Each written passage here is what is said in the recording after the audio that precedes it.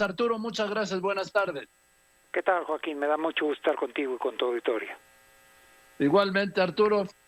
Bueno, se han aplicado, las cifras que se han aplicado, las dos dosis a 11.134.000, ¿sí? Y una sola dosis a 5.300.000, que están lejísimos, Arturo, de los 126 millones de mexicanos que somos, que supongamos que seamos 95 los que mayores de edad, mayores de 18 años para vacunar. ¿Qué opinas? Son 92 millones los mayores de 16 años, más o menos. Sí. Mira, la diferencia importante está en los ritmos en que están llegando las vacunas.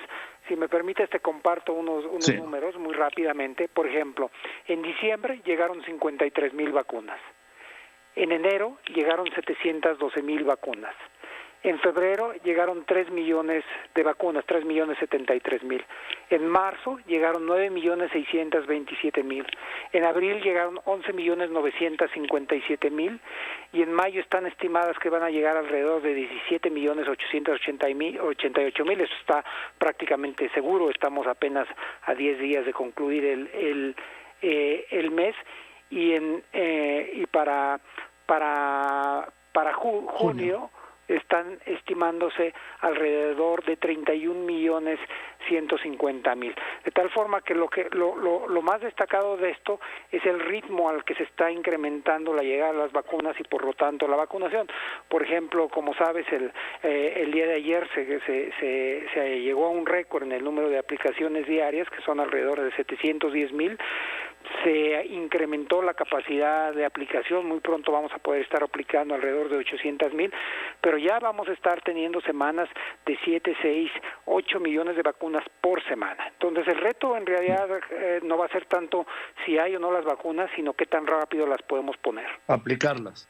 Así bien. Es. ¿Cuántas vacunas se compraron, secretario? 250 millones de vacunas.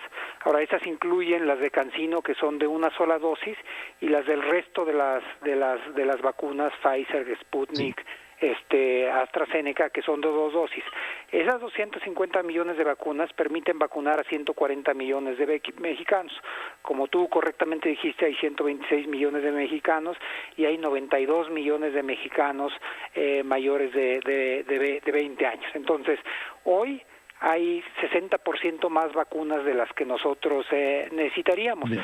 Tal vez en el verano, como está pasando en Estados Unidos, se empiezan a autorizar para niños, adolescentes de más de 12 años, pero es algo que no está claro ahorita. Bien. Ahora, ¿esto cuánto ha costado estas 250 millones de vacunas? ¿Sí, el dato es público o es reservado? Los que son reservados por confidencialidad son los específicos de cada farmacéutica. A petición de ellos no está reservado por nosotros, pero te puedo decir lo que hemos pagado hasta ahorita y lo que tenemos en contratos totales. Los contratos totales son por alrededor de 44,000 millones de pesos y lo que tenemos pagado hasta el día de ayer, hasta el 17 de mayo para ser preciso, es 18,133 millones de pesos. Bien, esto es en el tema salud, secretario. Sé que tienes poco tiempo, por eso quiero irme con lo siguiente. ¿Cuándo volveremos a recuperar los niveles que teníamos en 2018 a nivel de peso, sí, no de porcentaje? ¿De actividad económica te refieres? Sí. Mira, prácticamente vamos a recuperar, yo diría, como el 60% de lo que teníamos este año, y el año que entra sí, el 60% de lo que, o sea, es el 60% de lo que perdimos, ¿no? O sea, que es lo que, cómo estamos viendo nosotros la dinámica económica, ha mejorado muchísimo. De hecho, te comparto algunos datos. Tenemos ya 3 trimestres consecutivos de crecimiento y hemos recuperado el 96% del nivel prepandemia que teníamos al cuarto trimestre del 2019. Ahora, este año todavía debe ser un año disparejo, donde en la primera mitad del año estábamos aplicando la vacuna y había muchas actividades que estaban todavía con restricciones, y la segunda mitad del año va a ser casi con una apertura muy similar a la que teníamos antes de la pandemia. Ahora, te pregunto, ¿es conveniente? Estamos en una crisis económica, sin duda derivada de la crisis sanitaria, de la pandemia.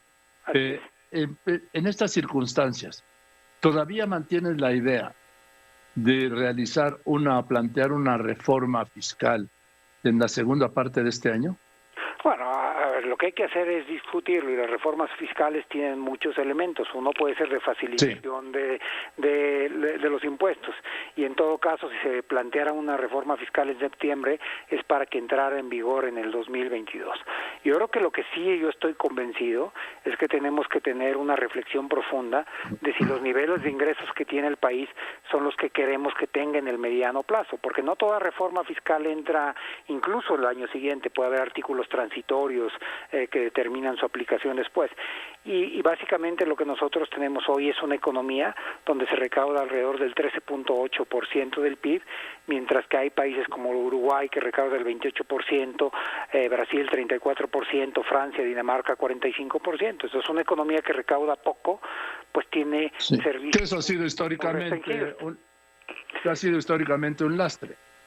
Sí, y antes lo veníamos compensando con ingresos petroleros, pero los ingresos petroleros, que es el resultado de un precio por una cierta cantidad producida, ni los precios están arriba de 100 como los llegamos a tener, ni la cantidad está en 3 millones de barriles como la llegamos a tener. Entonces, lo que antes nos venía con cierta facilidad a través del petróleo, ahora tenemos que buscar formas de compensarlas con ingresos tributarios. Ahora, no hay reforma fiscal que no busque mayores ingresos tributarios. Nunca he conocido una. Bueno, llegaron a tenerla. Por ejemplo, en Estados Unidos es lo que llamaban una reforma fiscal de ingresos neutrales. Es decir, lo que buscaban era cambiar la composición y no tanto aumentar la recaudación. Eso fue en la época de Bush, un gobierno republicano, te imaginarás, no quería recaudar más. Pero aquí sería, obviamente, para recaudar, para tener más ingresos. Sí, aunque por ejemplo hay cosas que hicimos nosotros, Joaquín, como por ejemplo la eliminación de algunas, la compensación universal, etcétera, que no aumentó ni el número de impuestos ni las tasas, pero sí eliminó las posibilidades de evasión. Entonces, no todos los incrementos que hay en los ingresos van asociados a incrementos en los impuestos o las tasas. Yo estoy de acuerdo totalmente. A ver, hay que apretar a quienes no pagan. Así es. No a los que pagamos. Así es, o sea, las reformas tienen además que asegurarse de que haya un equilibrio entre todos los contribuyentes y de crear una cultura en donde todos cumplimos. Estoy corriendo, Arturo, porque me dieron pocos minutos. A ver, la inflación se salió de madre, ¿sí? Como los ríos a veces. Sí, como los ríos. Estaba previsto del 3 al 4, está arriba del 6 y además con un crecimiento cero, ¿sí? Sí, pero hay que hacer una distinción y hay que meterse a los números de inflación en detalle. Generalmente en todos los países, incluyendo México, hay una distinción muy importante entre lo que se llama la inflación subyacente, que es decir, la que está, y la inflación no subyacente, que es en lo que no se controla. Uno de los incrementos importantes que ha habido es en la no subyacente, sobre todo ligado a los incrementos en los precios del gas que hubo cuando se congelaron el sistema de transmisión en Texas.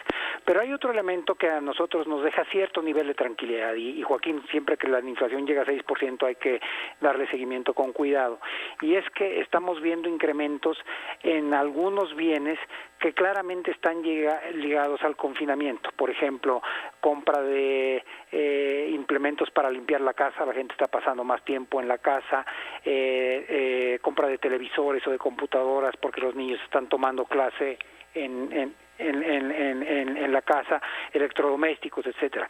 Esta tendencia claramente va a disminuir cuando los niños regresen a clases, y ya empezaron a regresar a clases en algunos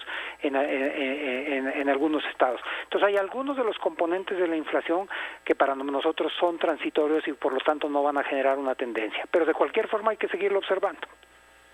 Bien, tengo dos preguntas más. ¿Cuándo calculas que se recuperen todos los empleos formales que se perdieron por la pandemia? Mira, yo creo que hacia finales de año ya estaremos claramente... ¿De este año? Sí, pues mira, tenemos un desempleo, una recuperación asimétrica de los empleos. Mira, Perdimos nosotros 12.5 millones de empleos. Hemos recuperado 10.5 millones, o sea, el 84% de todos los empleos que se perdían. Ahora, la recuperación es asimétrica. Por ejemplo, en los sectores que son incentivos en comercio, como en contacto, como comercio, restaurantes, etcétera, se ha recuperado menos que en los otros. Y también ha sido una recuperación asimétrica en materia de género, y eso es algo que es extraordinariamente doloroso. Las mujeres han recuperado menos de los empleos que habían perdido con relación a los hombres. Ahora, este sí es un elemento, y por eso yo he sido de los que hemos apoyado el que se vacuna a los maestros, que creemos que va a cambiar cuando los niños regresen a la escuela, porque hoy alguno de los padres de familia se queda en casa y frecuentemente esa responsabilidad recae en las mujeres. Entonces está generando una doble carga en términos de género. Ni pueden salir a trabajar y además se hacen responsables del cuidado de los hijos. De los hijos y de la casa, además. Así es. Triple. Así es. Ahora, el tema del presidente varias veces desde abril el Banco de México anunció, y tú lo sabes mejor que nadie, que no iba a haber remanentes derivados del tipo cambiario el año pasado, y presentó todos los argumentos, sí, aquel disparo del dólar hasta los 25 pesos. Hoy lleva el presidente 3 días reclamándole al Banco de México que no hay remanentes para este año, y que en otras administraciones sí había, como si fuera un asunto partidista, que tú sabes que no lo es el Banco de México. Y repito, hoy emplazó al Banco de México para que explique cómo está administrando las reservas, por qué no hay remanentes y que cuánto cuesta el manejo de las reservas. Esto es algo a lo que el Poder Ejecutivo no tiene derecho, ¿o sí? No, las reservas son de todos los mexicanos. Yo creo que creo que hay que hacer una respuesta en dos partes. Primero, el tema de los remanentes, a mí esto va a sonar inusual, me preocupa un poco menos, porque los remanentes se calculan como la ganancia cambiaria en las reservas asociado al tipo de cambio al 31 de diciembre de un año con relación al tipo de cambio al 31 de diciembre del otro año. Al 31 de diciembre del 2019, el tipo de cambio era 18.9, es decir, 18 puntos. Y generó un gran interés y el tema de los remanentes cuando el tipo de cambio se fue a 25.3. Entonces, digamos, el 23 de marzo, si mal no recuerdo, del año pasado. Entonces hubo especulaciones sobre cuántas decenas de miles de millones de pesos esto podía significar. Y se estuvo en rangos arriba de 24, 25. Pero cerró en 19.9. Entonces, gran parte de lo que motivaba la discusión me parece que se perdió, afortunadamente, porque es bueno para el país que el tipo de cambio no se haya mantenido en los niveles arriba de 20 como estuvo. Ahora, lo que yo sí creo es que no hay ningún problema en saber cómo se manejan las reservas del país. O sea, yo sé cómo se manejan las reservas del país, parte de mis funciones, soy miembro de la Junta de Gobierno del país, es una de las principales fortalezas del país el tener 195,000 millones de dólares. Se tienen que mantener con muchísima prudencia, claro, se tienen que manejar con muchísima prudencia, es decir, no va a estar en activos especulativos, va a estar fundamentalmente en bonos del tesoro, etcétera. Se tiene que conseguir siempre algún tipo de intermediario para comprarlos, pero en general para ese tipo de activos esas cosas son relativamente baratas. Yo no creo que pase nada tampoco si se da a conocer cómo se hace eso. Yo creo que el Banco de... Yo no tengo problema, no es que yo no tenga problema, lo entiendo, pero el tema del remanente, me parece que el presidente no le entiende el tema del remanente. ¿No se lo has explicado? No, mira, yo creo que lo que pasa es que han venido cambiando los criterios con los que se han venido aplicando a lo largo de los últimos años, y si en ese sentido hay un criterio claro y un acuerdo ya dentro del Banco de México, yo creo que ayudará mucho este tipo de discusiones en el futuro si se transparenta cuál es el criterio. Pero tú lo conoces. No, yo lo conozco, pero me queda claro que no todo, y yo conozco muchas otras cosas además de eso que no conocen muchos de los mexicanos. Yo creo que eso es importante. Empezando por mí. Sí, tú recordarás este tema. Nada más al mismo tema, y es algo que tiene que ver con eso, Joaquín. En 1994, las reservas que ahora cualquiera puede checar cuánto están en el Banco de México, no eran públicas. Se daban 3 veces al año. Sí, efectivamente, y hubo un momento que había ya nada más 2,000 millones de dólares. Así Entonces, es. tampoco pasa nada haciendo pública esta información. El 21 de diciembre de 1994 estaba la reserva por debajo, estaba las reservas por debajo de su nivel técnico. Así es. Entonces no pasa nada. Después de haber estado en febrero, Arturo, después de haber estado hasta el 23 de marzo, otra vez vuelvo un 23 de marzo, en 27.500 millones de dólares por primera vez, su nivel más alto. Así es. Entonces yo creo que más allá de las discusiones y ese tipo de cosas, a mí yo no veo ningún problema en que sea transparente con esta información. Bueno, pero nada más por último, Arturo, dime, ¿tú tienes claro que el Banco de México no tuvo utilidades en el tema cambiario para entregar remanentes al gobierno, o sea, a la Secretaría de Hacienda? ¿Tú lo tienes claro, el motivo? No, sí hubo utilidades. Lo que cambió es la forma en la que se utilizan esas utilidades. Se están generando una reserva técnica, están cubriendo las pérdidas y después es lo que es que se determina cuáles son los remanentes. Pero el remanente no es toda la utilidad. Entonces sí hubo utilidad, pero de acuerdo a los criterios que aplicaron, entonces no hay remanentes. Y a mí me parece que lo que va a ganar mucho a evitar esta discusión es dejar claro, porque tampoco es un tema muy complejo, es de aritmética, nada más se le resta y se le suma esto, etcétera, cómo se llega a esa cantidad.